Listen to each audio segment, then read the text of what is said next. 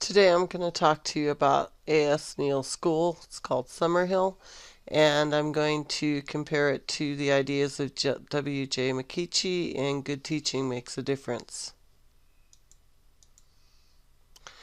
The statistics of Summerhill are it was founded in 1921 in a small village of Leiston in Suffolk, England. The children who attend are between the ages of 5 and 15. There's generally around 25 boys and 20 girls. There are three age groups, 5 to 7, 8 to 10, and 11 to 15, and each age group has its own house parent. Everyone in the community has one vote, children and adults alike, and children do not have to attend lessons, but if they decide to, the curriculum is individualized by the student with the help of a teacher facilitator. Violence has not been eliminated at Summerhill, but it is handled in a unique way. It's handled in a rational way in a committee where everyone has a voice, where the accused and the accuser must face each other in nonviolence and sort out their issues. And the great thing about it is that no one has too much power and no one has no voice. This is related to McKeachie's Big Five personality structure of agreeableness. If you stop and think about it, this gives people a way to get along without resorting to violence, and what could be more agreeable than that? Education is our next slide, and in Summerhill, children choose their level of workload and their level of difficulty for their lessons, and they choose their own pursuits. And as a result, they tend to go faster in their education and go further. It's just that they do it in the areas that they're interested in, and we've all been in school and had that one subject that we hated. Maybe it's better if we don't force children to study that one subject.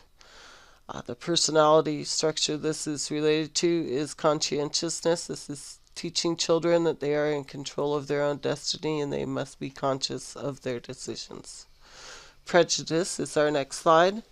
If you think about prejudice, it's something that occurs because one person has more power than another person.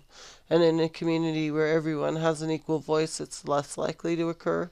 It's still going to occur, but it's not anarchy because it's not like Lord of the Flies where everybody was chaos and do whatever you want. Instead, it was everyone has a voice. We're coming to committee. We're going to have a mutual decision on this issue. And that's a good culture and not a bad one. Let's stop and think for a moment of the courage it had to take for A.S. Neill to open the school in the first place and to keep it running until he retired and gave it to his daughter, Zoe Neill, redhead, who has kept it running 70 years later. I've checked and it's still going strong. It's related to the Big Five personality structure of extroversion, introversion, in that everyone at that school learns to extrovert just to get along in the culture, to stand up for themselves, but everyone also learns to respect other people because they aren't forced to do specific things at specific times. My paper will be on disability, and if you stop and think about it, the thing that the disabled want most of all is to fit in and to belong and to be valued and to be needed. And in a society where everyone has one voice and is judged for who they are and is allowed the freedom to explore the things that they are good at, that's the perfect utopia for a disabled individual. The Big Five personality structure that this is related to is emotional stability and neuroticism, and we would have a lot less neurotic people, I think, if we allowed people to have control from a young age, because they would learn how to handle things better. The citations for this presentation are Gitzels P. and Gordon Gitzels H. and Alan B. Summerhill at 70, a short film. It's a great one, only about 50 minutes. McKeachie W.J., Good Teaching Makes a Difference, and we know what it is.